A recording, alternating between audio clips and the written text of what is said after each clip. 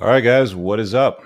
51st installment of the Unplugged Alpha podcast series. Tonight we're going to be talking about female entrepreneurs outperforming male entrepreneurs. That's according to Kevin O'Leary, by the way, who's spoken about this. I've heard this soundbite good 10 months now, at least. I watched a bit of a podcast the other day, and he talked about it again. So I've pulled up a few clips I want to show you here in this video. And then we're going to talk a little bit about why perhaps women are outperforming men in Kevin O'Leary's portfolio. If you don't know who he is, he's the dude from Shark Tank and previously Dragon's Den here in Canada. That's where he started out. And he throws money at pitches that go before him and Mark Cuban and a few others. And apparently he's got, 40 companies? There was 9 years of data that he had collected this from. So yeah, we'll throw those clips up in a minute and we'll get into it and see what's going on there. I have a feeling there's going to be a logical answer to this, so we'll get to the bottom of it. I think this will be a good podcast and good conversation piece for you guys. If you're watching around the interwebs, it would be awesome if you head over to my new YouTube channel and subscribe here. I'll just put it in the all chat. I've created a new podcast channel just for the Unplugged Alpha where it's only going to live going forward. This will be the last one that simulcasts to both channels. I've just been doing this for the last month just to keep you guys in the loop because I know not everybody watches every week. So I'll be terminating the feed on the Entrepreneurs and Cars YouTube channel momentarily. So please head over to the Unplugged Alpha on YouTube. It is the only podcast channel where this will be going pretty much going forward. So yeah, it's all good in the hood. I'm stoked. We've got a bunch of my gear lined up on my other desk over here for the rally, doing the Ace of Spade rally this week. We're going Wednesday to Monday. I'm trying to remember some of the cities we're going to be in. Anyway, the main target is Triple Dragon is what it's called, which is part of Tail of the Dragon. There's Back of the Dragon. There's another part of that as well. And we're going through the Catskill Mountains in upstate New York. So yeah, we'll see what that brings us. This will be the first time I've traveled outside of Canada since our good buddy Trudeau took away our freedoms and privileges. So driving across the border with 75 other supercars. If you see a bunch of cars on the interstate and highways in your neck of the woods, that's us. You'll see big Ace of Spades stickers on the sides of the cars. Rally sponsors and stuff. If you want to follow what's going on over that trip, head over to my Instagram, _unplugged_alpha, and there's a absolute brand new feed there, and I'll be sharing a lot of stuff. I got a bunch of GoPro batteries, so I'm gonna try to like record as much of the trip as I can and put it on my Entrepreneurs and Cars channel. We'll see what I come up with. Anyway. Let me grab these headphones and we'll get started with the audio clips and the sound bites of Mr. O'Leary praising his female-led companies. I did a survey on the community tab of this channel and was looking for some feedback from people that had some experience. So I'll be going through that as well too. There's some interesting comments there. So before we continue, if you guys are watching this live right now, on Entrepreneurs and Cars, your feed is going to be terminated. You're going to have to head over to that link that I dropped in for the Unplugged Alpha podcast. So let's remove that and remove. And hopefully we'll get you guys to head on over to the new channel and subscribe there. So let's get started here on some of these clips. What should we start out with? Let's do this one over here. They're not that long. They're under a couple minutes. Share, screen, tab. What's this one called? I get higher returns from women. Boom. And share audio. So you guys should be able to hear this when I play it. Let's see what O'Leary has to say here. Is my volume on? Here we go. All right. So let's back it up and do a little commentary on this. I've got to pause it every once in a while just to make sure there's no problems with the YouTubes. Well, I've certainly skewed that way. I mean, I don't want to start gender warfare because, frankly, I'd give money to a goat if I get a return. But the truth is, if you look at my portfolio over 9 years, and that's a long time in small private companies as a result of Shark Tank and all the auxiliary companies I get to see because of the Shark Tank platform. Not some of my returns, all of my returns have come from the ones run by women. So first point here, I forgot to jot a note. He didn't say some of his returns. He said all of his returns are coming from female-led companies. For perspective, I don't know what the exact number is, but from my experience in Entrepreneurs Org in Toronto, there was 145 members in the chapter in Toronto to qualify. You had to be the founder of the business and be doing at least $1 million a year in sales. I was in 2 forums during that time, and I've had females in the forum. There's usually about 9 to 10 people per forum, and there's usually 1 to 2 females per group. So I'd say it's probably fair to say that somewhere between 10 and 15%, maybe as high as 20%, depending on the region, are female-led companies. I don't know any of them personally that had gone bankrupt or had any strong financial issues, but they structure themselves in an interesting way, which I have a feeling we're going to get from O'Leary right here. Let's hear him out. Owned by women. And I speculate it's for 2 reasons. Number one is they're extremely strong at time management skills. That old adage, if you want something done, give it to a busy mother, turns out to be true in companies that are generally doing, in my case, between 5 and 500 million in I've never heard that. If you want something done, give it to a busy mother. That's new. Sales. So small numbers. The average size is 20 employees.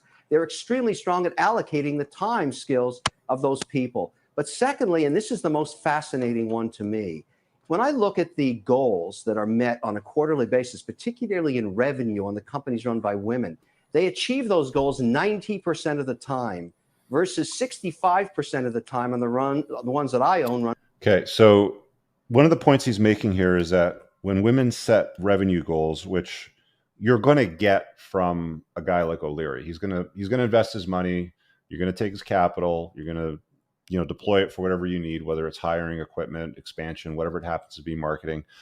And then he's going to ask you, okay, well, what are your revenue goals? Like last year you did 5 mil in sales. What do you expect to do in the next 12 months? And what he's saying here is that women hit the revenue goals 90% of the time. He says the male-led companies only hit the revenue goals 65% of the time. Let's see if he tells us why that is. Run by men. And we've basically got about 44 companies in this portfolio and a long period of time. Sorry, so it was 44 companies over 9 years. I thought it was 40, but it's 44 companies. Well over 7 years. So by setting goals that are achievable, here's my theory, you get less staff turnover, morale stays higher. And when you're a company with only 15 or 20 people. So he's saying that when these female-led companies set goals that are more reasonable and they achieve them, staff morale remains higher. I'm not going to disagree with it, but I'm not going to vehemently agree with it either. I don't know that that's it. Let's take a listen to the rest of this clip and go to the next one and see if there's something there. And you lose the head salesperson or the person responsible for logistics. It's extremely disruptive. And perhaps that's why these women-led companies are doing a better job, setting goals that are achievable and allocating time skills or time management in a much more effective way. And as a result now, generally in new deals, I tell the guys that are running O'Leary Ventures, skew towards the women-led deals. We're just making. All right. So that's interesting. Now, he didn't mention it here in this soundbite. Let's see if we can get it off. Is this one over here? What men can learn from female CEOs. Let's switch over to the next one. Because one of the things I heard in the other podcast that I was listening to, what is this? What men can learn from women CEOs. This is it over here. Chrome tab and share audio. Boom. Okay, so let's just pull that out for a sec.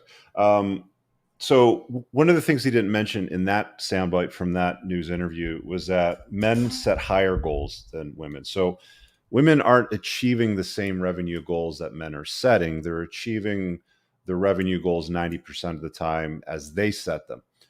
What we know about the difference between men and women is that men will generally more often than not play to win, and women will generally more often than not play not to lose. Similar sort of sounding thing, but they're not the same. Of all the companies and all the entrepreneurs that I know that have had hyper growth, like massive growth. In fact, when Profit Magazine was giving out the awards for the fastest growing companies in Canada for the Profit 50, Profit 100, Profit 200, there was some female-led companies that I met at those awards and the subsequent weekend retreats, but none of them were in the top, I'm going to say 10 or 15 for sure. I didn't, or I can't blatantly recall them. So a lot of the fastest growing companies with the highest percentage of growth seem still to be run by men because high testosterone, greater risks, higher levels of ambition, obviously. And this isn't to disparage women or to say, men are better or anything like these. Like, this is just facts, right? Men are generally like, there's a reason why more men ride motorcycles, right? Men like taking risks. Women, not so much. They generally play not to lose. So he didn't hit on it here, but he did hit on it in the other podcast. And he said men are setting much higher goals than women, and they're not hitting them. Women are setting goals that they hit, generally speaking, because they're lower, because, again, they play not to lose rather than play to win. So that's the reasoning behind it. He didn't mention it there in that clip. Let's just pull up this other one over here and see what we got on. The title of this one says, Kevin O'Leary, What Men Can Learn from Women CEOs. Oh, wait, hold on a second. Yeah, that's it. Okay, so let's hit replay. It's fascinating. You both mentioned nurturing here for a second. I mean, Kevin, traditionally, there are a lot of people that believe that women were going to be too soft. They're all about sort of the heart aspect when it comes to the head, when it comes to having to make difficult business decisions, that they're not able to do it. Do you feel like we're still sort of stuck in that mindset a little bit? And how do you feel like we're going to bring some of the fuddy-duddies into the 21st century? I think what's happening here, and we're just seeing some anecdotal evidence of it as we talk to these women, is they tend to set goals that are achievable, and therefore they have less risk in their businesses because... Okay, he touched on it there. Women set, he's calling them achievable goals, right? There's something called a BHAG. I don't know if you guys have heard about this before, but BHAG is an acronym for Big, Hairy, Audacious Goal.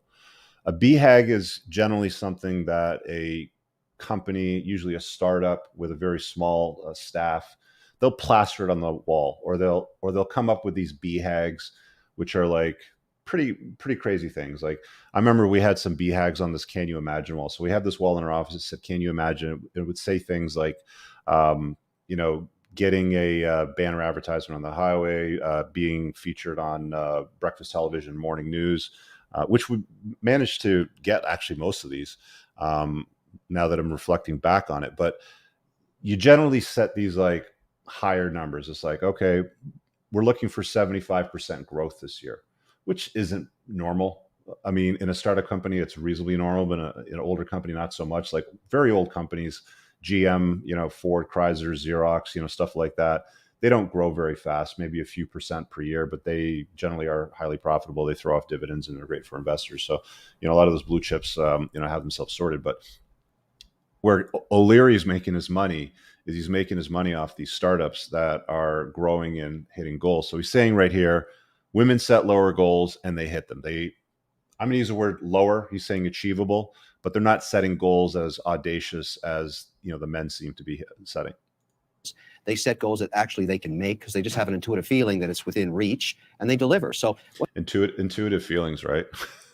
Men don't have intuitive feelings. Only women have intuition. One of the biggest challenges, if you have a lot of bravado and perhaps too much testosterone, you set goals for your employees you can never make. You want to feel rah-rah. You want to feel good about setting something in sales, for example, that you're never going to get there to. It is. And then ultimately, when it's clear you're not going to get there, you start to take inordinate risk to try and make up for the gap. That's what I think is happening in some of the businesses run by men. And I'm kind of agnostic to this. I don't pick sides. I'm just saying the results for me, as measured, the only thing that matters in business, cash flow, is on the side of women. I'm just getting more capital back. They've de-risked my business that way. And I think we could all learn from whatever they're doing and apply it to everybody so that men... So it sounded like from the prior interview that he was talking about instructing his people during due diligence to really spend a lot more time on the female-led companies, because in the past they've generated better returns for him, or the source of his returns.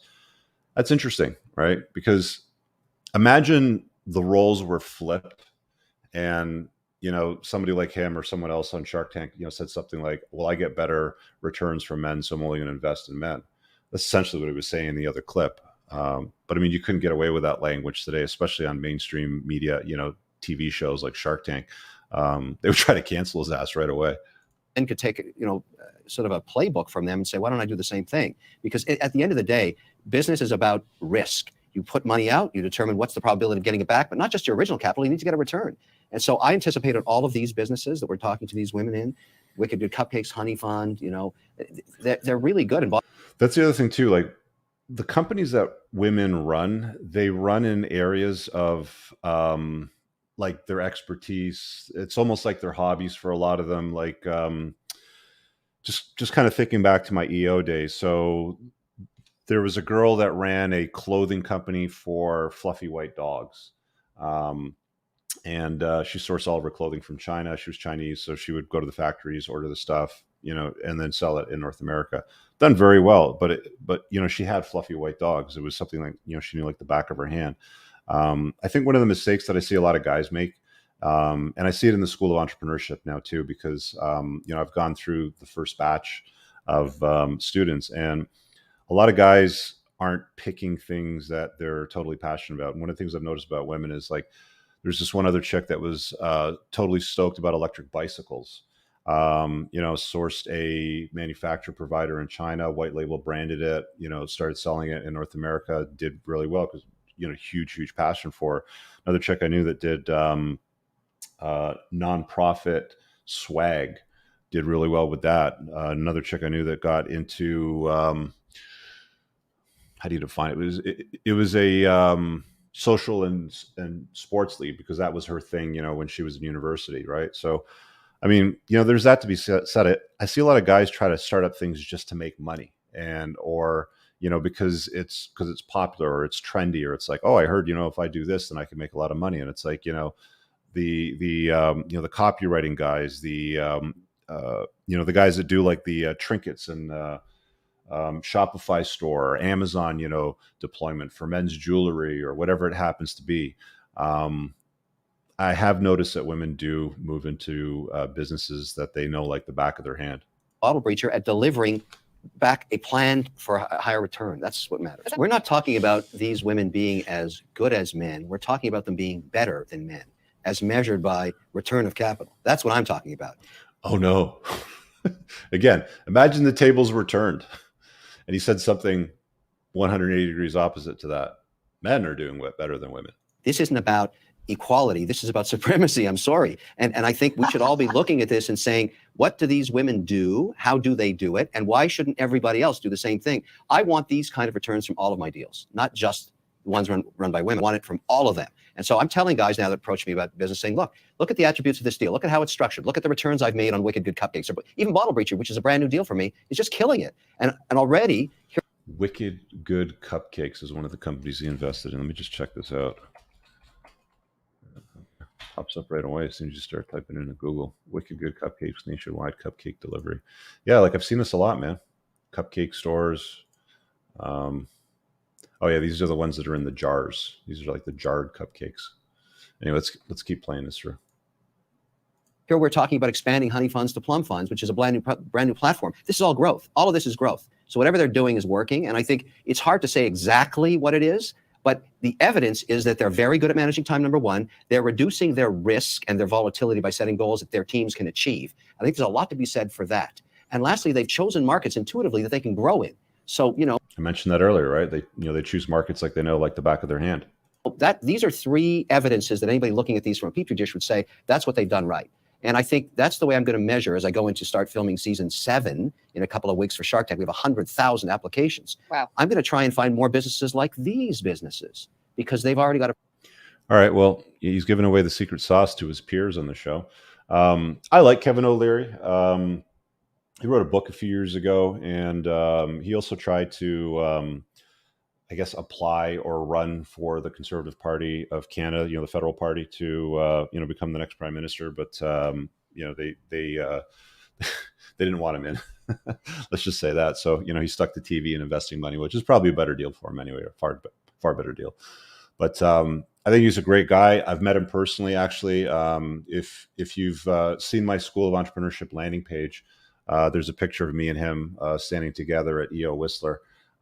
He's not a tall man. He's a little vertically challenged, but super smart, well-spoken, smart businessmen. Success leaves clues. So I always try to pay attention to and listen to podcasts or conversations with people that offer opinions on topics that I'm interested in. So when I saw the thing about female entrepreneurs doing better than his male investments, I thought, okay, both of those things are right in my wheelhouse. So let's have a conversation. Let's see what's going on here in the live chat. We got a super from Greg Paul. He says, question about watch game, thinking about buying a Rolex. Can you hit 3 birds with 1 stone? Investment network with other successful men, get girls wet, or do girls have no clue about watches? I'll tell you something. Girls really don't have any clue about watches. I had this friend of mine that bought a fake Breitling. I think they're pronounced Breitling or Breitling or something like that.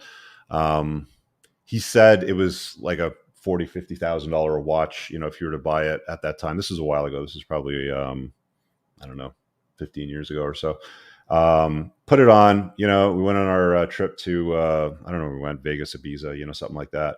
And, women were looking at it and going, hey, is that a Breitling? That's a nice watch sort of thing. And they had no clue it was fake. And if you took it off and you picked it up, it's heavy. I don't know if they put lead weights in it or whatever it is, but he paid a couple $100 for this like fake replica. So can women tell the difference? No. But the high-end watch market has done very well. I've seen people make big returns off of nice watches. Not my thing. I don't even wear a watch. Like I have, my Aura ring and a couple other Viking rings that I, picked up, but that's really about it.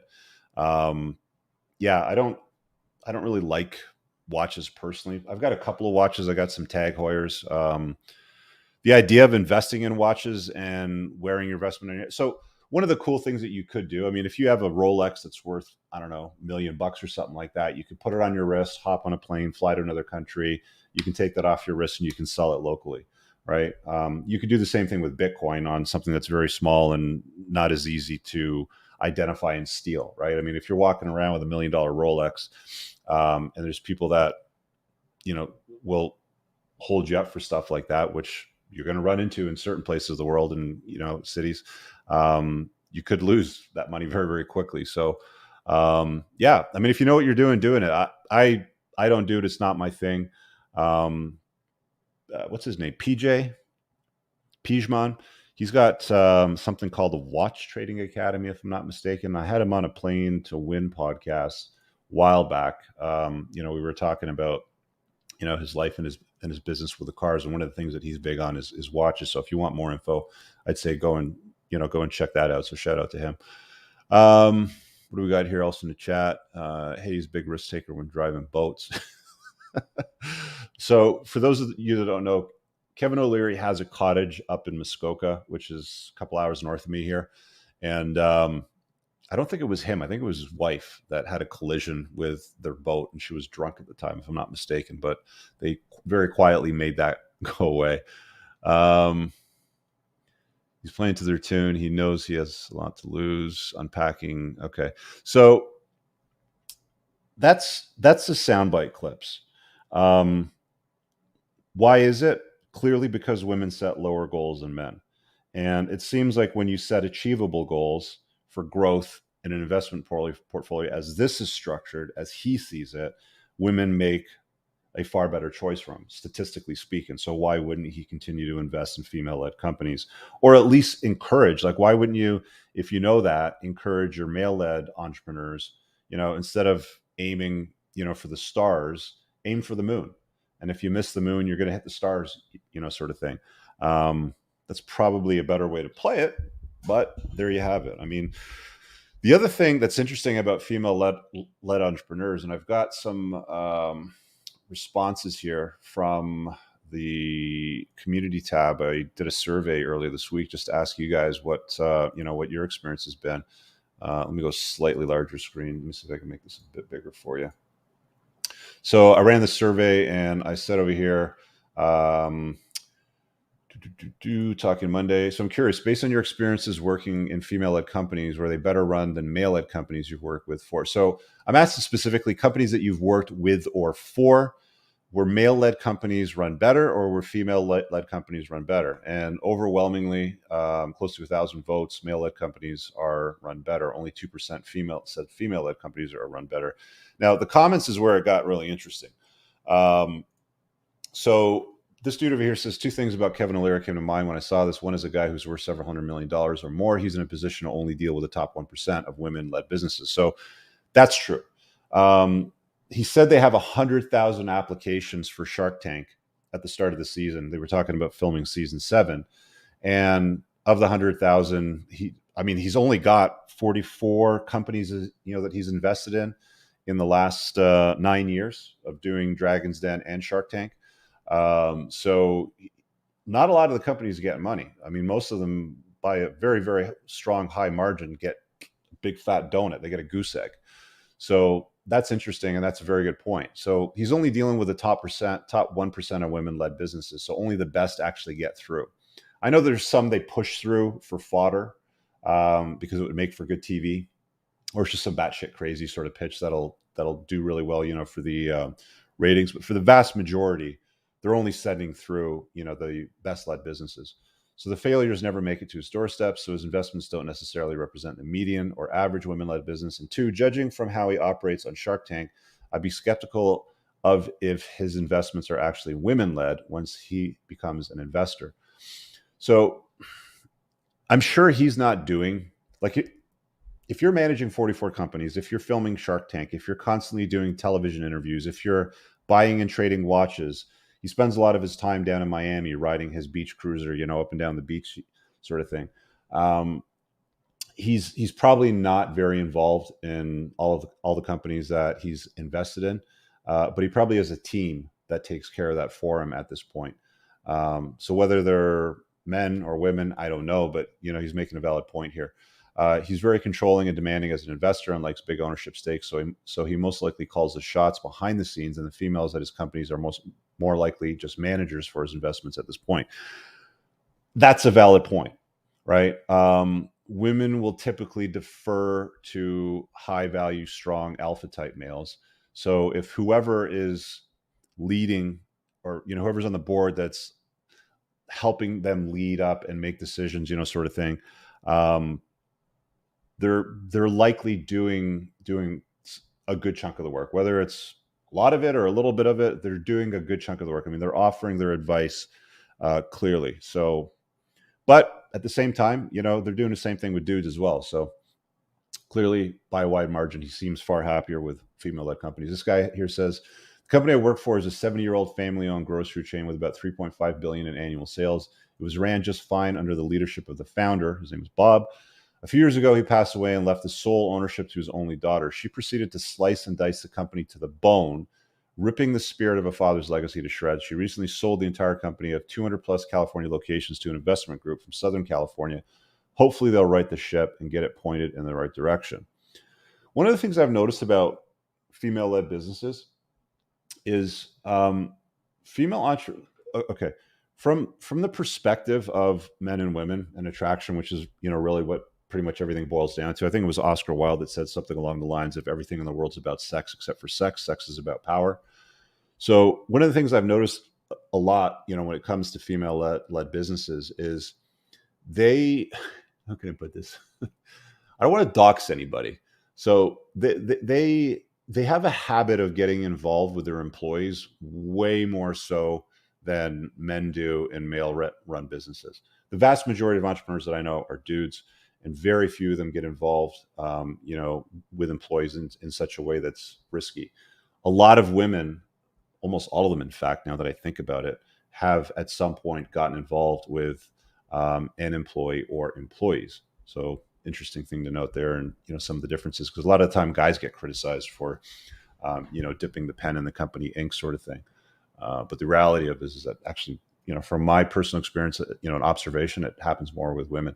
This guy says had female bosses, and overwhelmingly they were overbearing and stuck to the books, whereas most male bosses were more laid back and keen to a laissez-faire leadership style. I'll say in my experience dealing with female managers, there's been a total nightmare. Okay, so let me say this. When I was in the collection world, I don't know, we had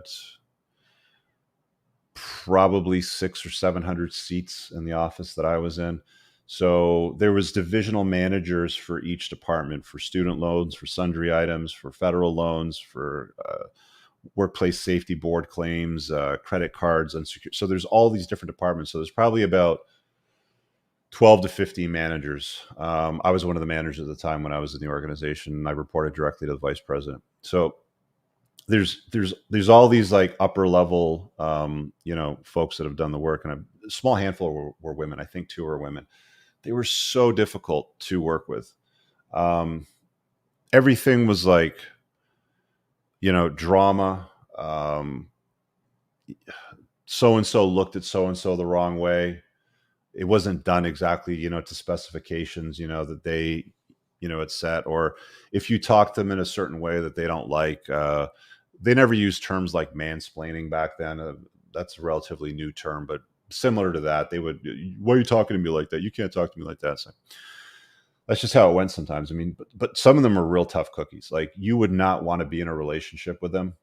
I couldn't imagine coming home to a female entrepreneur, wife or girlfriend, and just like that would just, for me, be a version of hell.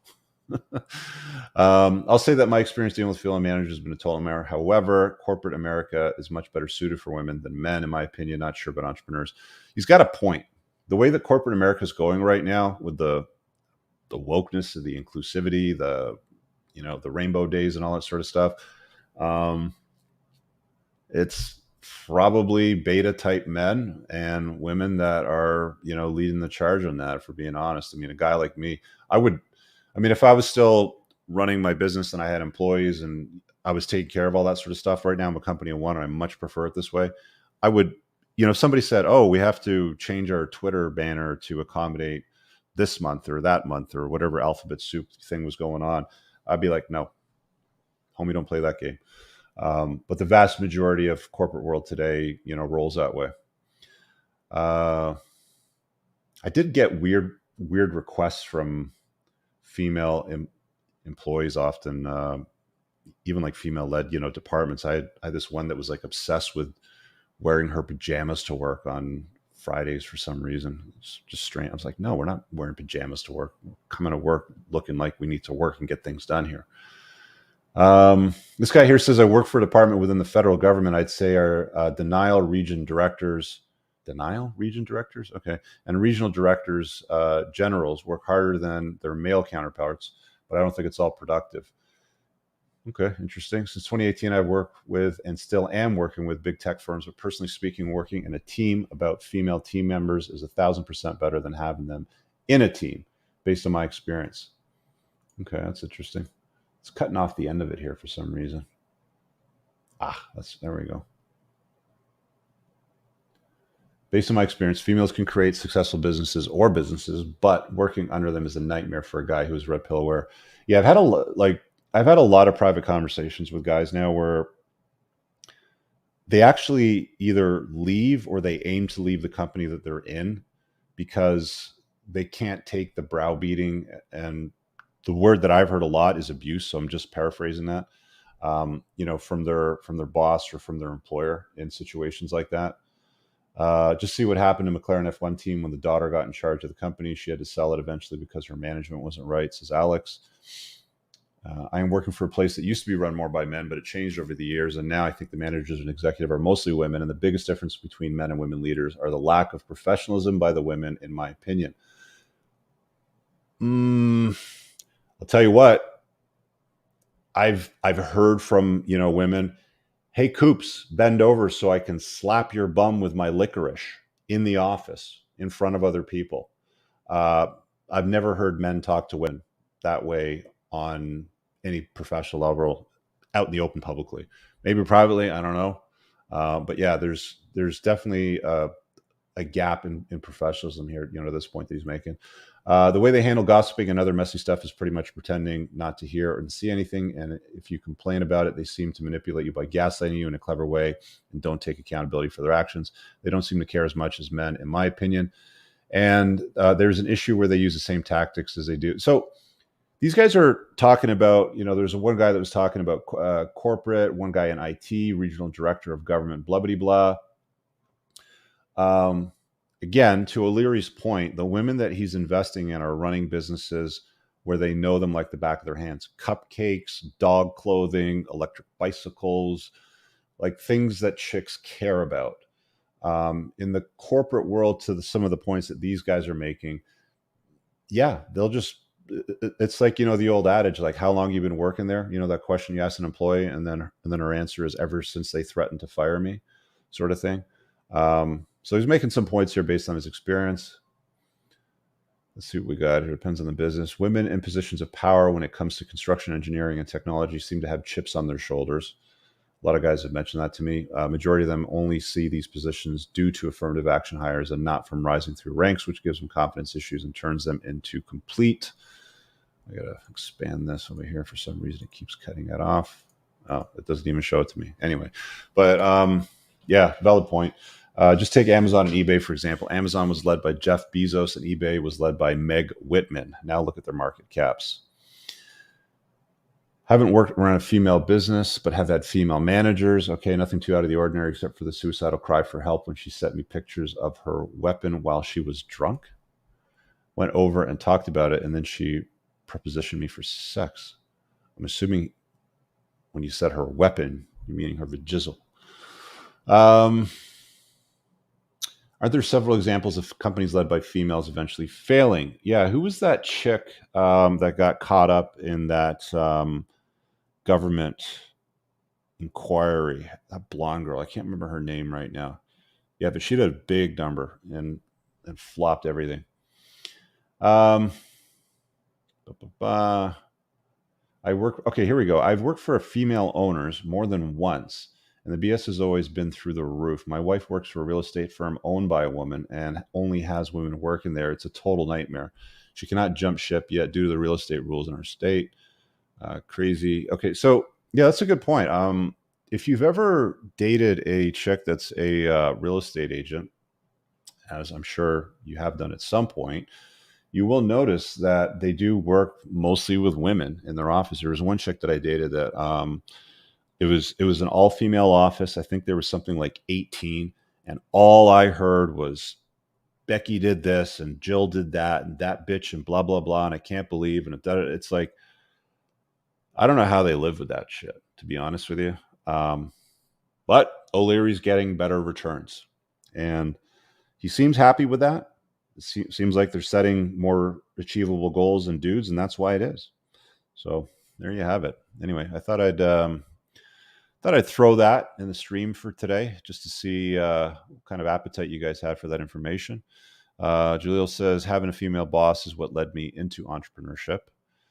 I had a French Canadian fella who was the guy that basically convinced me never to go work for anybody else again. Did you know, Matt says, I didn't know Kev played the violin. Kevin, sounds like there's a selection bias. These women are probably already filtered. Maybe a sample issue because they didn't say risk-adjusted ROI.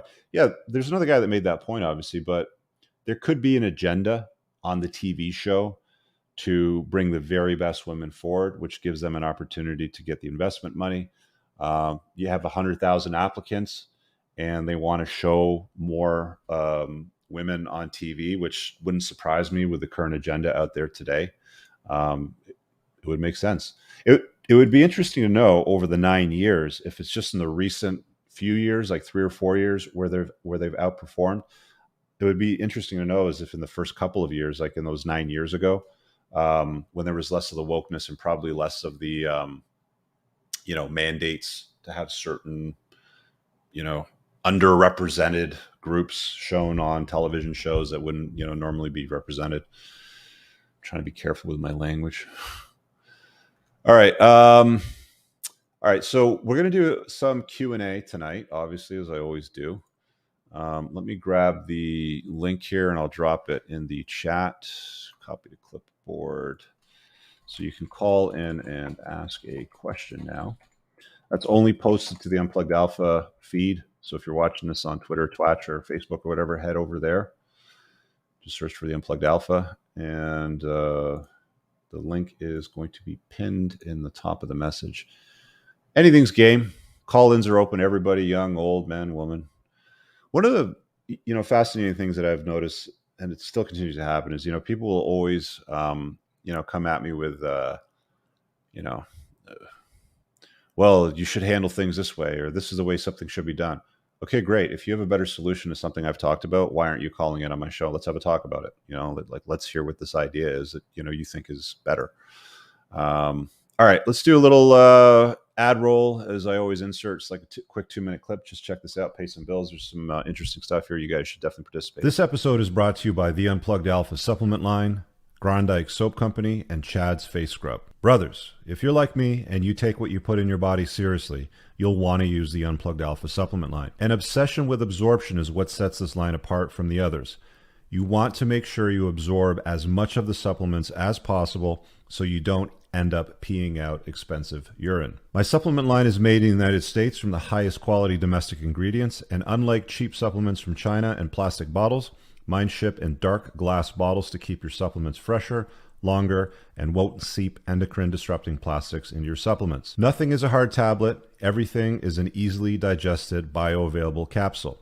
You can filter all products by their various categories, including testosterone support, estrogen metabolism, fat burning, immune health, sleep support, and performance. Visit theunpluggedalpha.com/shop and use the subscribe and save option to get 10% off your supplement orders, or just use coupon code ALPHA10 for 10% off a one-time order to try it out. Men, I use Tactical Soap and God of War beard oil every day. Tactical Soap is a handmade product made in the United States from ingredients you can actually pronounce, not conventional endocrine-lowering toiletry chemicals. Both the soap and beard oils are infused with bioidentical pheromones that are designed by a clinical psychologist and pheromone expert to maximize attractiveness to the opposite sex.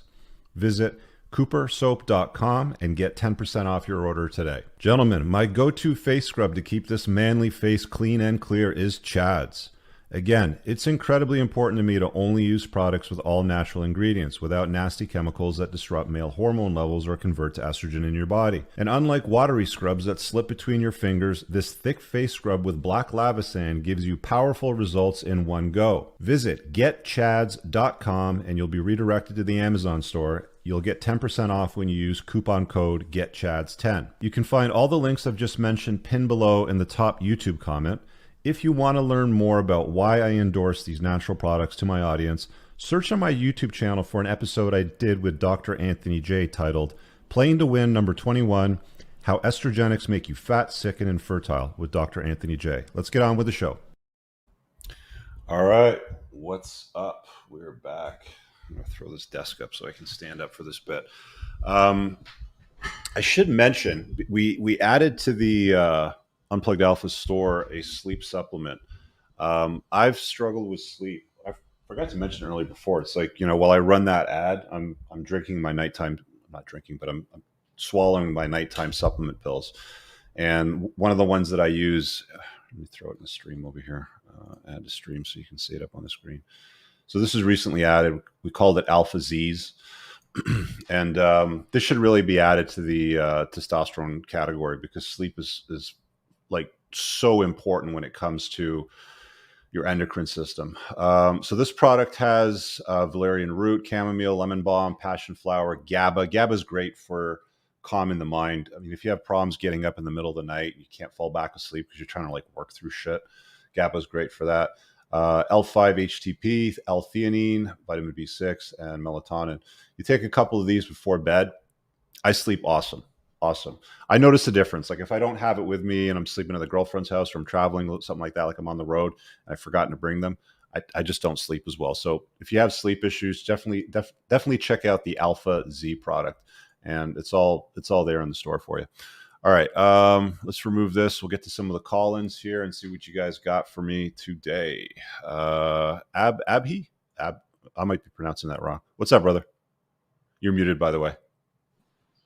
Hello. Thank you very much. I actually messaged you the other day on Instagram, and I made sure I was here. I want to thank you for all the stuff that you do, man. I'm really listening to your book for a second time. I had a couple questions. I come from India, as my skin and my name says. My question, I guess, is I've been trying to chase excellence and been on the dating sites. It's been pretty disappointing, as your book says. What is your advice when it comes to making bank as an immigrant in Canada? I'm in Calgary, by the way. Mm-hmm. So it's a money issue for you, like you're talking about creating wealth? I'm actually, yeah. I mean, I'm making decent money right now. Mm-hmm. I'm in sales, making about 80,000. I'm 22. 22. Okay. So what are your thoughts? Well, when it comes to making bank, absolutely hands down, to me, the best and only way for guys is entrepreneurship.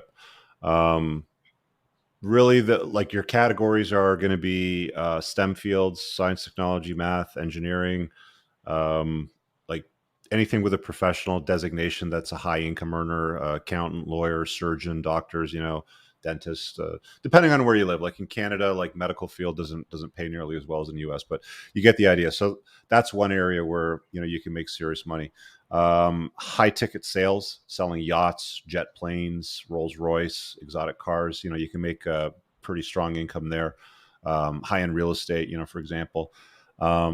Definitely sports and entertainment. You're a high paid athlete. You're very well respected entertainer. And then, for me, it's entrepreneurship all day long. I've got a course which I offered publicly back in April, the School of Entrepreneurship. It was open for a week. It was closed. So if you're on the wait list, it's probably going to open again late August. I would grab it when it's offered again. We've added even more material to it because I've done some new lectures and I did a couple of interviews with some guys for some more insight.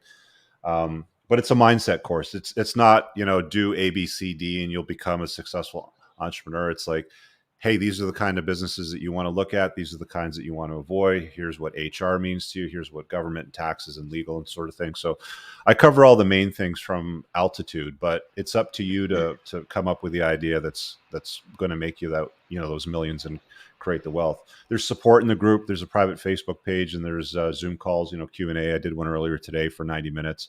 I did one on Sunday night for 90 minutes. So you get lots of opportunity to get feedback. That's what I would do. A lot of guys go and spend, $20, $30, $50,000 on a business education, and they get lectured by some dork that has probably never really done it, with some exceptions. I mean, there's probably some professors, I would imagine, Stanford, Harvard, but your local colleges and university in Canada, my experience personally, when I took the business course, was a waste of time.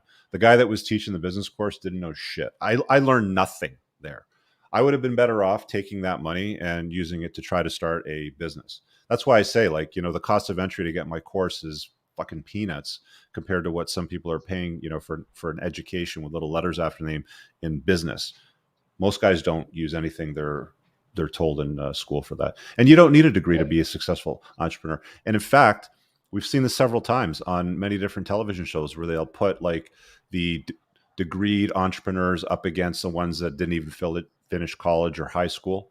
And the ones that didn't finish college or high school do far better than the degreed entrepreneurs carrying law degrees, accounting degrees, business degrees, all that sort of stuff. For sure. Yeah. I mean, I'm definitely going to get that course, but I'm never a fan of school myself. I had to get into school because of the, immigration laws and to kind of get into the country. And it was like the only route from people coming from India. But yeah, I've been trying to brainstorm the ideas and definitely want to go that entrepreneurship route. But yeah, I've been trying to brainstorm the idea. One more question I have when it comes to dating. Yeah. Women, especially in Alberta, as you know, don't seem to be well aware of, especially people from India. I guess I want to say we don't have the best reputation. I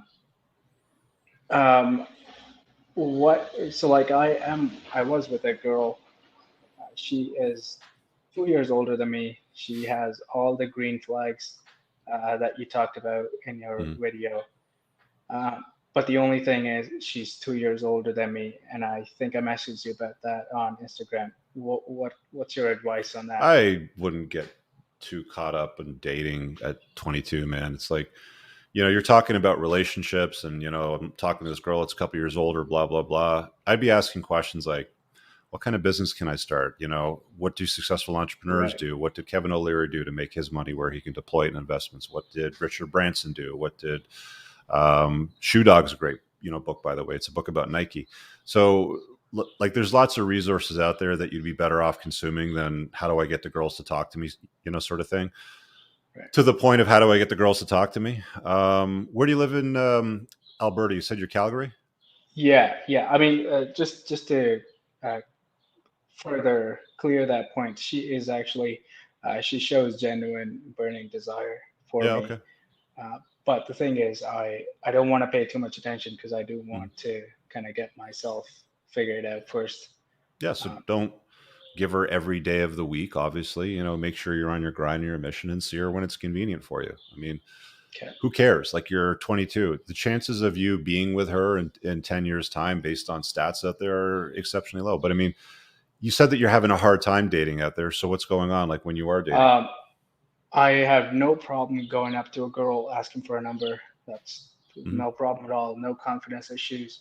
The only thing is I have not good success rate on the dating apps. What's the, I mean, if you get 20 conversations going, like, how many dates you actually get, like, in real life? Face to face. It's the exact same thing that you mentioned in your book.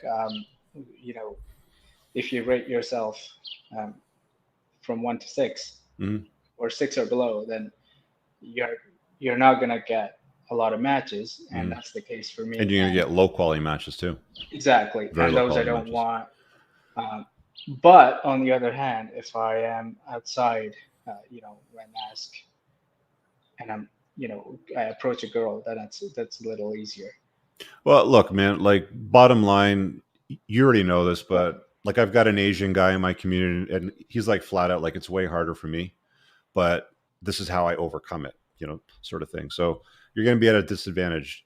You said that you haven't maxed out, obviously, on your SMV. So on a scale of 1 to 10, with 10 being the best version of yourself and 1 being the worst, where do you put yourself? I'd say 6 to 7. Okay. So, I mean, like, you've got room to improve. Where? Like, is it self-care? Is it money? Like, are you fat? Like, you don't look like you're heavy from this angle. No, I'm not the fattest, not anymore. But I am working on my body for sure. Money, I'm not making the best money yet. Well, don't kid yourself. I mean, 80 grand for a 22-year-old, it ain't shit. It's not awesome though. Right. Like, I've talked to some 22-year-olds that make 300,000, 500,000. Like, they make great money. So it really depends on what you get into. But look, I mean, if you want to have better success with women, the bottom line is make sure that you're the most successful person that you can be, and then you're going to have more women to choose from, right? Because women don't want to date losers, right? You know what do I always say? Women hang out at the finish line and they pick the winner. So be the winner at the finish line in as many areas you possibly can. That's why I'm saying chase excellence is more important than, well, Rich, what about this girl that's 2 years older than me? Who cares? I mean, if she's in your frame, she likes you, she wants to hang out with you, she wants to date you, she wants, you guys are being intimate, you're having a good time. Do it all, fine, but don't let her get in the way of you and your goals. Okay. Maybe she'll be the mother of your kids. Maybe she won't be. Who cares? Right. The point is when you put yourself first and you go and strive for that excellence, you're going to have more opportunities in life in every area, whether it's you want to exercise it with your current option, you want to take on new options, or you want to replace them all. It's entirely up to you. The better that you are, like, did you ever see those memes, where they have like a picture of a guy? It's like, like, if I could screenshot you right now and then like put you in front of a trailer park, and it's like, the caption is the haircut of men that women don't like. And then I can take the exact same picture and I can superimpose it in front of a mansion with 3 Ferraris lined up in front and a water fountain and white doves flying and all that sort of stuff. And it'll say underneath it, the haircut of men that women love. Right. And the only difference is the success. Exactly. It's the exact same dude. Love it. The only difference is and the success. One more question. I actually saw this one old video of yours that I can. Oh, you're cutting out. I'm not sure what happened. His screen is totally frozen on my end. I don't know what you guys are seeing, but I'm just going to pull him out for now and just deal with a couple of these super chats. Hey, Rich, money aside, what would be an appropriate age to dating seriously? date whenever you can get a date, dude. I mean, you know, if you can get a date at 19, go for it. You know, if you got to wait till 25, go for it. Why wouldn't you want to date and be intimate with women? Like, female company is great. Don't kid yourself. Like those people that are like, women suck. Women don't suck when you've got your shit together, when you're an unplugged alpha. Okay. They're not. They don't suck. So just date whenever you feel it's appropriate for you. There's no like, oh, I need Rich's permission to do it at 21 and a half or anything like that. Just do it. I mean, I didn't really start dating until I was 19, I think. 19, about that. I would have loved to have, you know, gone on dates prior to that. I had a cool motorcycle and all kinds of shit, man. Would have been fun.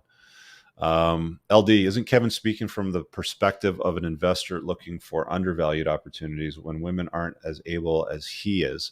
Wouldn't that be the big part of what he likes? So yeah, I mean, he's an opportunist, obviously. I mean, you're investing in companies. He wants to get the maximum chunk of the business that he can for the minimum amount of money that he puts into it. I don't know that he bullies them. There's some bullying that goes on the shows. Maybe some of it's manufactured for TV. Maybe some of it's actual real. I would probably err on the side of it being more real than not. But it is TV. Okay. Like they do things on TV to improve ratings. And if they know that they can, you know, spark it, you know, spark the flame, you know, if you will, you get the idea. All right, cool. So that link to join in and ask your questions, pinned at the top of the live chat, just says call in and ask your questions, a StreamYard link. All right, let's give Big Guy a shout out here and bring him on. What do you got for me, Big Guy? Hey, dude, can you hear me? Yeah, what's your question tonight? Yeah, so long time follower, first time on the show. Definitely get the book. Got the Grunt tactical soap here as well. Good stuff. Yeah, I guess all this red pill stuff definitely changed me how I approach dating now. Before I used to have the one-nightitis and you cry over all these women and blah, blah, blah. Mm-hmm. But yeah, you definitely got to work on yourself and put yourself first. And is this a share or did you have a question tonight for me? Oh, anyways, yeah, so I'm a plumber by trade, and I'm just sick of being in the grindhouse, just working for the man and working by the hour, and you can see how much they're making off me, and it's pissing me off. So I wonder if you have any tips for guys that are in the trades to become entrepreneurs. And what do they pay you hourly right now? 33 an hour. And then what does your boss bill you out at? Like 160. For real? Yeah. So he's making $130 an hour off you, basically. Yeah, and they just keep micromanaging us and whipping us, and I'm just mentally exhausted after a while. So okay, so what's stopping you from just going out on your own and, you know, running your own business? I guess it's just the fear of finding clients, and I guess let me ask you this question. How much money do you think your boss makes annually? Well, I can see it. It's on my tablet every day how much I make. And if you're not in that billable hourly rate, they kind of ream you out and want you to work harder. But, how much? How many hours are you billing for them daily? So they want 3 billable hours, was about $3,000 a day. And that's pretty much what I make in 2 weeks. So okay. Kicking the teeth. So I was. But there's equipment, there's trucks, there's insurance, there's gas, there's warehousing, there's storage, there's tax liabilities, there's all kinds of other, you know, source deductions, right? Well, I listened to your advice. Is he profitable? Is what I'm asking. Like, does he, you know, does he drive in his car? Does he have a boat? Does he have a lake house, a cottage? They were in Israel for a whole month last month. So. Okay. So again, I mean, like the question that I would have for you is, why don't you go and start up your own plumbing company then? If you know you can earn that kind of a living where you live, because if you're pissed off about it, you're not mad enough to quit yet.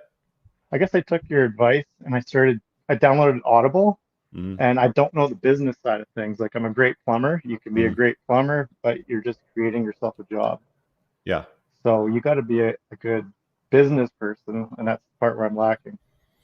Well, So if you could suggest maybe some Audible books while I'm working, I could listen to. That'd be cool. I just finished Rich Dad Poor Dad. It was pretty good. Yeah, got it. So I mean, like the thing with plumbing is that it's a trades. There's always going to be demand for it, and from what I understand, there's a shortage. Like, is there a shortage of licensed plumbers? Yeah, we can barely hire anyone, so I'm kind of valuable to the company, but. Okay. So, I mean, like one of the things you said is that, he's billing me out for 3 hours a day and I'm busy every day of the week and we can't find people. And then you're worried about being able to find business. It sounds to me like there's no shortage of business out there. Yeah, I guess. Yeah. It's just taking that first step into the business world is what I'm scared of. I'm not scared of. But I mean, it's a time for money business though. Like you understand that, right? Like you can't multiply because I mean, if the going rate for plumbers is $160 an hour, maybe you can offer some premium service, some upsells, make a little bit of extra money, but basically you're making $160 an hour. There's 24 hours in a day. You got to sleep some of them. You got to eat. You got other things you got to do. So you're only going to be able to bill out so many hours. You can only hire so many people to bill out so many hours. So yeah, you'll make a pretty good living. There was somebody in here in the chat that said something like, he was talking about, I was a plumber from age 9 to 19, and I saw my dumb father run a business with 3 people, 4 trucks, making 120 grand a year. Right. So 3 people, 4 trucks, 120 grand. I don't know how old this guy is right now, but if that was 20 years ago, then 120 grand a year was still, like okay money. It wasn't great money. Right. I mean, you really want to be running a business that's going to be making over $1 million a year if you're going to run a business. That's just my take on it. That's how I structured the School of Entrepreneurship when I was inviting the students, when they're watching the lectures, to think about businesses that are not going to be time for money businesses. So that's one of the errors in it. Totally respectable, profession. You're going to make decent money. You're going to be able to provide. One of their downsides too is you could be like a chick spinning plates as they do, right? And she's dating big guy, the plumber, right? And he's got his own business and he's making 160 grand a year. He's got a good income. But if she was also dating, Zev, the lawyer, who's a first-year student making $80,000 a year, whatever they start off with, I don't know. She'll probably pick the lawyer guy if you guys are on equal pairing, just simply because a lawyer is going to look better on her arm at Thanksgiving than big guy, the plumber. Yeah, exactly. Right? So that's one of the other problems too with the trades. But hey, man, like we need it. Respect you for it. Did you say that you had another question? Oh, it's just finding some Audible books that would get me into the business mindset. I would listen to it at work. And I would listen to Losing My Virginity, which is Richard Branson's story. Okay. Just because it's got so many different facets, to the story. It's not just, here's how to get into real estate. Like it's more about the mindset of an entrepreneur. And the thing you have to understand about entrepreneurship is it's a problem solving job.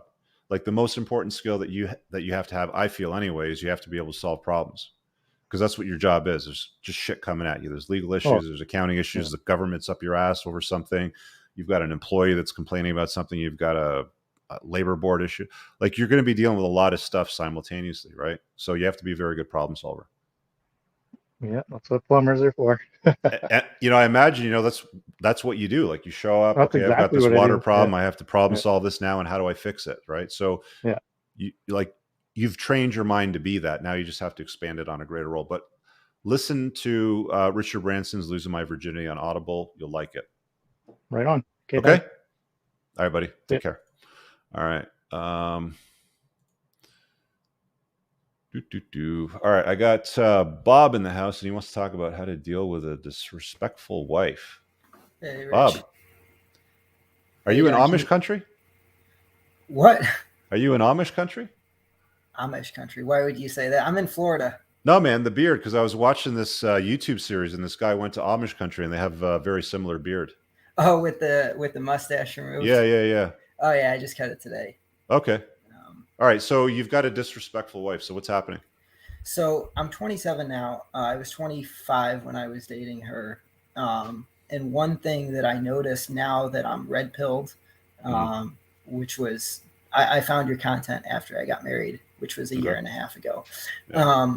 was like, we were at a date and I told her, well, I love wearing my Trump hat out in public. I just think it was the, make America great, or keep America great, Trump 2020 hat.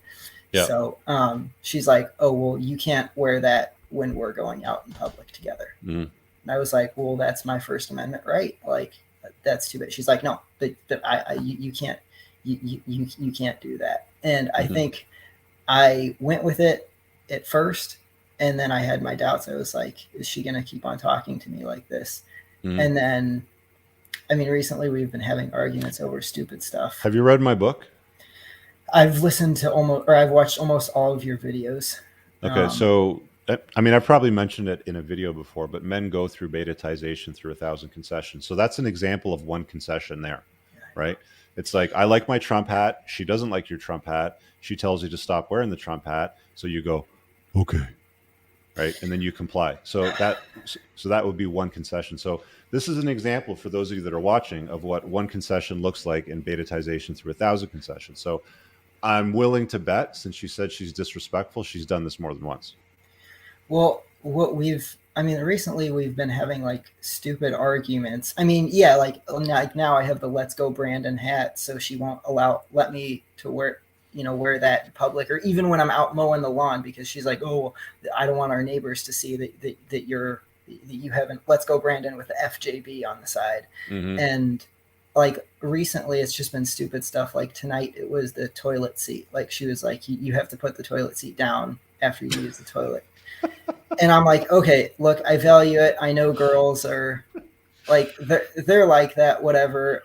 I was speaking to someone else who was like in a similar position to me. He's like, yeah, dude, like married men go through this with the toilet seat. I was like, okay, like she's been asking me for the past year and a half about the toilet seat. I told her, look, I can't like remember every time I go to the bathroom. And anyways, I work. Okay. So, I got some questions for you because I think I understand where you're at. So you're 27 now?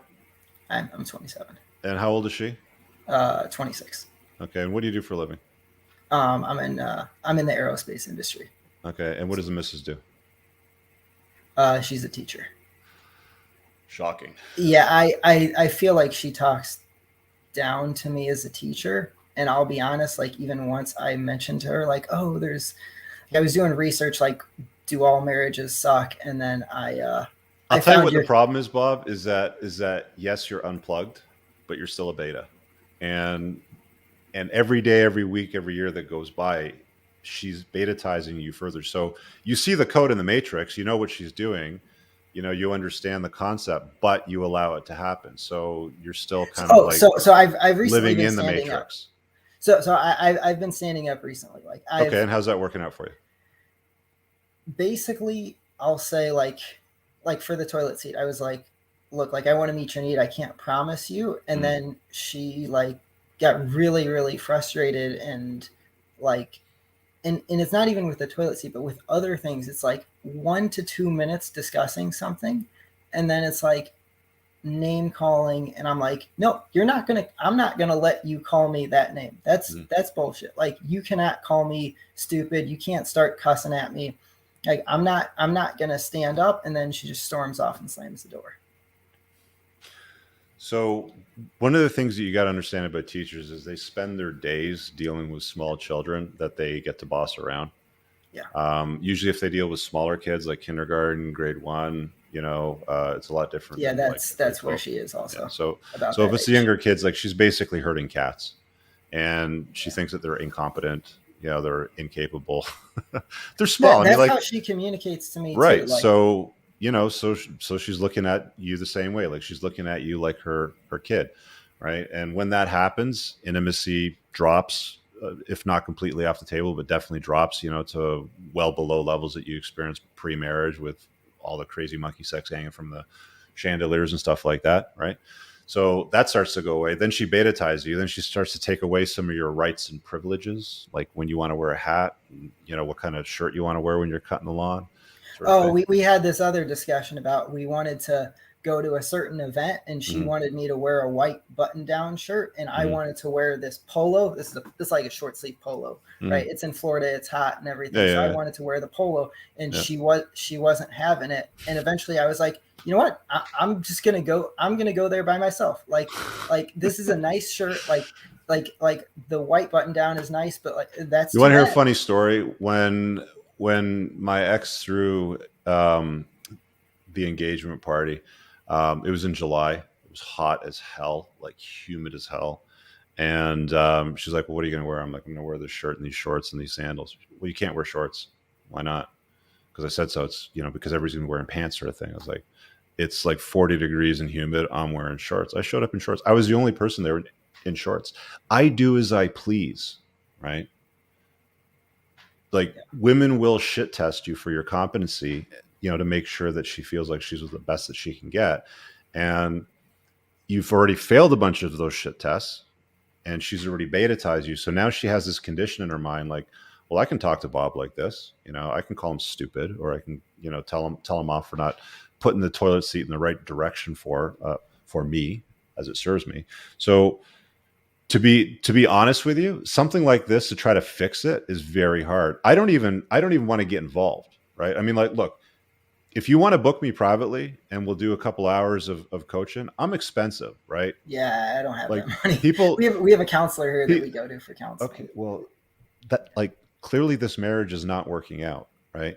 And you might be red pilled, but if you think that this is going to work out with some other chick, you're still red pill beta. Oh, I'm not getting married again. Like, screw that. Like dating, dating, divorced, maybe you invite her in, you get a dog together sort of thing, maybe you change your mind 5-10 years down the road. If you're still the same guy right now, just like the last one beta-tized you because you couldn't stand up for yourself and say, what's wrong with you putting the toilet seat down, in the direction that you want? Well, what are you bothering me with this for? She says it's disgusting and nasty when she walks in and sees the toilet seat up. Yeah, well, when you guys were dating, did she give you a hard time about the toilet seat? Right. So why the fuck is it a problem now? I mean, she asked me towards the beginning of our marriage, and I tried to sometimes, but but again, when you were dating, was the toilet seat a problem for her? Oh, we weren't living together when we were dating. It doesn't matter. She came over, you went over to her place, right? Like, it wasn't a problem then, right? Now all of a sudden it's a problem. You see what I'm saying, right? Right. It's I don't know why it's why wasn't it a problem, for you before, and now it's a problem today, right? Like, I got shit I got to do. Like, don't bother me with this, and then you walk away.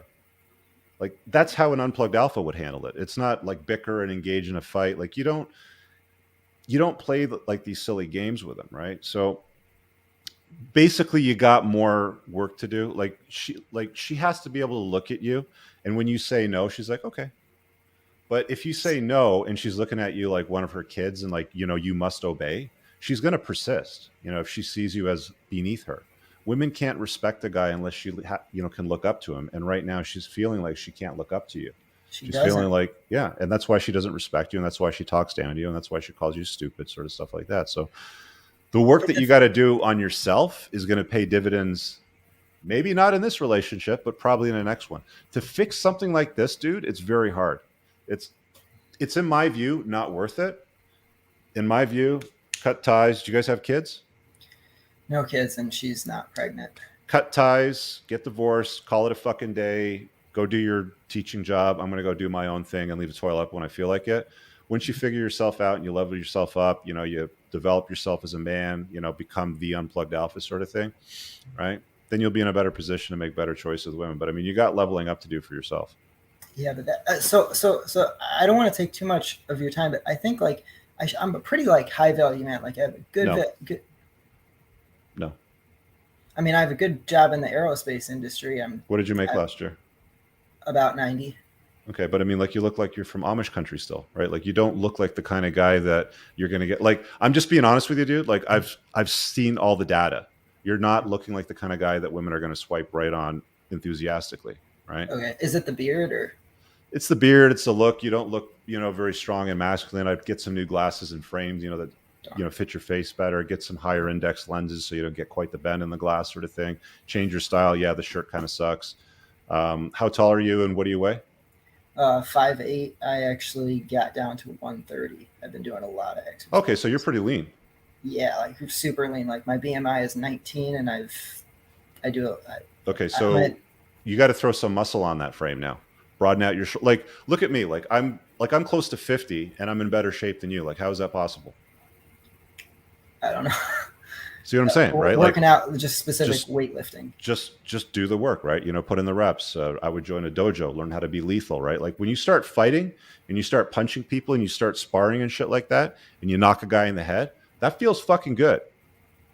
Okay, like it's going to enhance your confidence, right? So the next time a chick tries to tell you off over a toilet seat or a certain hat that you're going to wear, you're going to be like, "Shut up! I got other options. If you don't like it, I'll just call up so and so," right?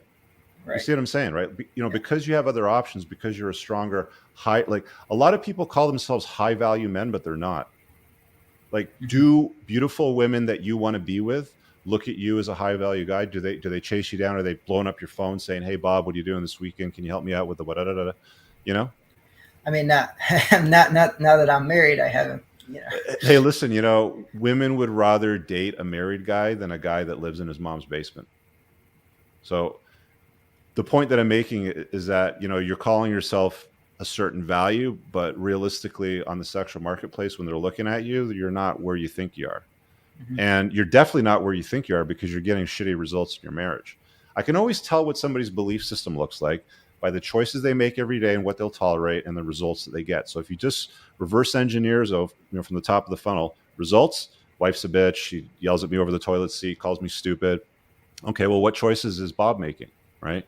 What does his belief system look like? That's where the problem is your belief system. You can start with, you're not a 10 out of 10, bro. Darn. I'm not trying to disparage you or put you down. I'm just stating facts, right? Yeah, for sure. I'm happy to take feedback. I want you to do the work. Like, I want you to come back in a year with like Jack tan and juicy as fuck with a nice ass beard and be like, "Yo, Rich, you're right, man." All right. The thing is, she's like so nice, even like just in general, texting, like calling, just having dinner. She's so nice. And then when it just comes to these nonsense stuff, it's just dude, like, what? My girlfriend has never called me stupid. Never. Not fucking once. It would be the last word out of her mouth if she called me fucking stupid. High value guys don't tolerate bossy, disagreeable, bitchy women over trivial things. So, I mean, you're saying, hey, she's a nice person and she texts me and she's kind and that sort of stuff. Yeah, teachers are. Okay, but she's also calling you stupid and giving you shit over a toilet seat. Basic stuff in life. And you make double the money that she does. Like, why aren't you running the household? Oh, like I think I do in terms of, You don't, because she's yelling at you over the toilet seat, bro. Well, I mean, I do want to validate, if you can't even cut the grass wearing the hat that you want. Well, I'm going to tell you right now, the next time you go outside, wear the shirt that you want. Wear the shirt that you want and wear the hat that you want. Yeah, Bob, why are you wearing that? I told you it's embarrassing. Shut up. You can't talk to me like that. I just did. I'm wearing the hat. It's my hat. I like it. So this exact scenario happens, and then she just starts cussing me out and then slamming doors. Dude, I'm telling you, it's next to impossible to fix a situation where you've already been betatized, and then you try to like, I've unplugged. I see the code of the matrix red, so I'm red pilled, blah, blah, blah. Cool, but she still sees you as the same guy that she shits on before you were red pilled. Yeah. Right? So, again, the work that you need to do on yourself is going to pay dividends for you. Probably not in this relationship, but most definitely with the next one, because it all begins with frame. It all begins with frame. Yeah. Right? Is she in your frame or are you in her frame? And right now I can tell you're in her frame. Right? You think for a lot of things she's in my frame. Dude, again, I've never been called stupid. I never get lectured over anything. Yeah, it's ever. It's nonsense. Stupid is the least of the insults. The insults doesn't matter. It's still an insult. A lot worse. She's insulted me with other cuss words, sayings, and just. I've never said anything like that to her. You get out of life what you tolerate, Bob. Right. So, I mean, keep doing the marriage counseling bullshit, keep, dealing with the fights. You're going to start to develop a backbone. You're going to not tolerate things. Look, if you want to learn more about LTR stuff, I'd probably say find some of Ryan Stone's material. Go to the Red Pill subreddit. See what guys are doing to try to reclaim their masculinity and move from betatization to alpha cred card sort of thing. But I've not seen it be very successful. And even if you are successful, you're still going to be dealing with the same bitch that betatized you, right? I mean, like, you're still going to have that animosity over the process. Yeah. And then just one other thing, like I mentioned to her, like I found your channel. Mm-hmm. She watched one of your videos. And I'm a misogynist. I'm a sexist. So she said, I've got a small PP. She said she said you oversimplify things. Yeah. Okay. And then she's like, I don't want you watching his videos anymore. And I'm like, well, she's going to be pissed when she sees this interview. She better not. I don't think she's going to. But you guys know that when you come on my show, it's a live show and it ends up on the internet. So don't come crying to me when she gets pissed off at you. Have some balls and lift up your skirt and say, yeah, I had that conversation. What are you going to do about it? And I am going to wear the hat and I'm going to wear the shirt and I'm not going to be listening about toilets. Just move the fucking seat. The amount of time that it takes you to walk over here and complain to me about the seat is stupid. You move the seat in the direction that it needs to be. Don't bother me with this bullshit again. Yeah. Right? Yeah. Okay, Becky? Thank you so much. Really all right, Bob. See you, buddy. Rich, I'll continue to listen to your program. All right, you got it. Oh, man. That was a good one. Sometimes I'll get into some of the longer ones. I feel for the guy. It's like, fuck. Everything that guys go through today, school, religion, culture, they're all beta factories. It's like, just listen to what she says. Happy wife, happy life. Yeah. And then you're sitting there getting lectured about toilet seat position. Get the fuck out of here. Yeah. A lot of guys in the live chat, Bob, they're saying, tell her to kick rocks, get lost. How to deal with it. There's the door. Tell that wife you'll go with another chick for dinner with your MAGA hat on. Yeah. Create some competition anxiety. My wife asked me to shave the beard. I said, suck me out for 6 months daily and I'll consider it. Yeah. Yeah, do it. Honestly, guys, stop. Look, I know that you've been taught your entire life never to stand up to a woman. I know. I've seen all the programming. I've consumed it all. But women don't respect guys that don't stand up to them. Facts. They fucking can't stand them. Marriage counseling is for idiots. I told my marriage counselor to F her dead aunt and walk out and went to F the mistress I was having an affair with. High value. I'm not. Chris says you're a 3 or 4 on the SMV. That's low.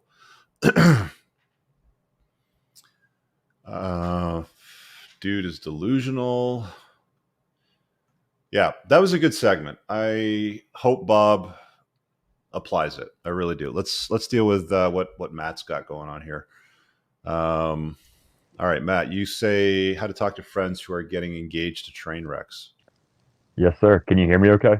So you're trying to red pill a buddy that's about to get married to who Bob's married to, basically, is what you're saying. Yeah, basically. So I have a friend. I was out at a New Year's Eve party with them maybe 4 years ago, and we started talking about our bank accounts. He bought his Charles Schwab account, $25 million. And I was like, no way, dude. Like, the most humble guy ever. Yeah. And anyway, so down the road, he gets engaged to this girl. And they just move across the country. And there's like no best man that's going to be in their wedding. It's coming up in September. He doesn't have a dad. How old is this guy? 25, 24. Wow. Okay. So it's like the first girl that touched his pee-pee, he just fell head over heels for. Yeah, basically. She's a pastor, and they just moved across the country, and she's stolen. She's 27. So she's older. She's older. She's older. Considerably older. Yeah. I would just, honestly, man, in the past, I would say do this, that, and the other thing. Maybe you'll get to him that way, but I'd never see it go through. So in all honesty, read him your last rites. and say, hey, it's been good to know you. Good luck with that marriage. So I got one other funny story. So my other friend, he is just proposed to a woman who's 45, and he's also my age, 25. Oh my God. She. What the hell's wrong with guys, man? She bought him a Ram TRX. So. Okay, it's because she bought him a $100,000 pickup truck. What do those things have? Like 707 horsepower? Yeah, I've driven it. It's a beast. They're ridiculous, man. They sound awesome. Yeah, I was out there 4th of July. Anyway, so he's got a sugar mama that buys him a pickup truck. Yeah, and he 700 horsepower pickup puts a ring on it. Well, she put a ring on it, basically. I mean, she probably paid for the fucking ring. All right, so what's the ask here? So, at least this guy's, got a sugar mama that's buying him toys. Yeah, I work with the guy. I'm trying to reach him before he tries to, I'm just trying to reach my friends. That's all I'm trying to do. I would show him a picture of a postmenopausal woman that would find an actress, premenopausal, postmenopausal, and go, hey, look, this is what you're signing up for. Because I mean, she's right at the precipice. She might even be menopausal. Like I've heard of women in their early 40s, right?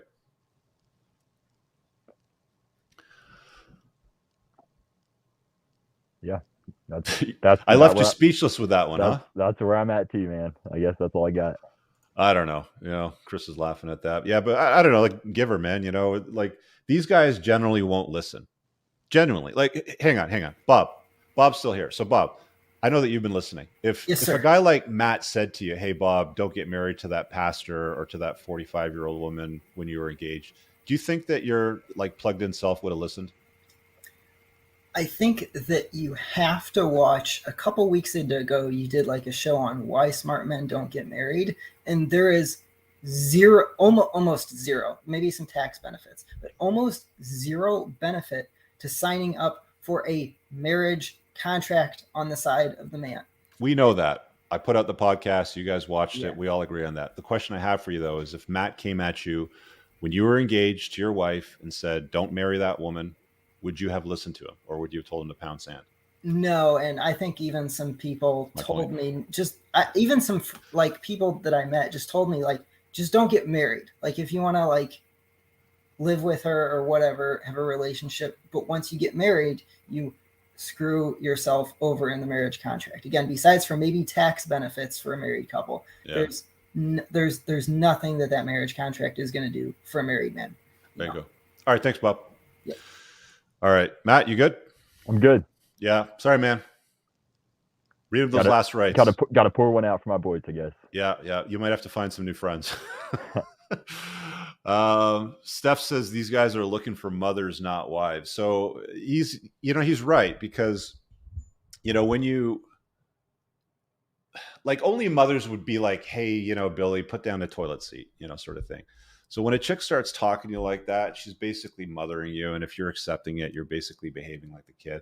Women don't want to deal with a man-child, right? Wives will take direction from a man. Mothers, they don't want to deal with a man-child. They just hate it. It just bothers them, right? It's one of the things that drives them freaking annoying. Greg says, did I see a gym clip of you wearing Tevas? What's a Teva? I've never heard of a Teva. There was a gym clip that I posted on Instagram. I'm starting to show, some more of my workouts and stuff, because you guys are always asking. So I'm just throwing them up there on stories from time to time. I was wearing, I think, a white tank and just some shorts. I don't know what a Teva is.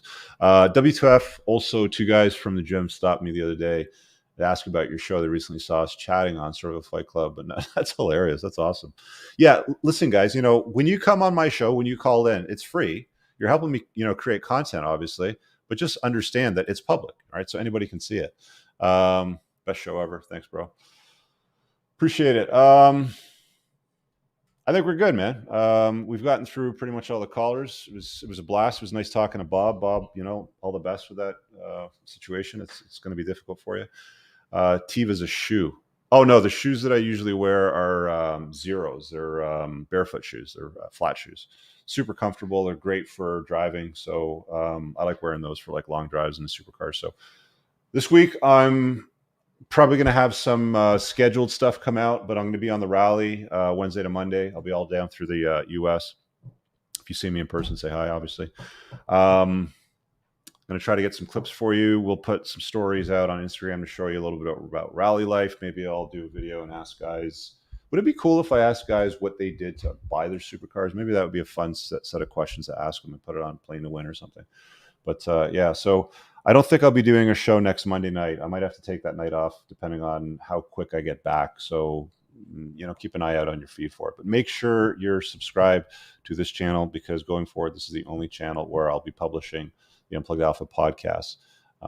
It's not the Gumball rally. The Gumball was about a month before. This is the Ace of Spade rally, so you can look that up. There's an Instagram page publishing all kinds of stuff on it. So it'll be fun. Anyway, guys, hope you guys have an awesome night and you enjoy the broadcast. Give it a thumbs up for the algorithms and leave a comment below. We'll see you guys very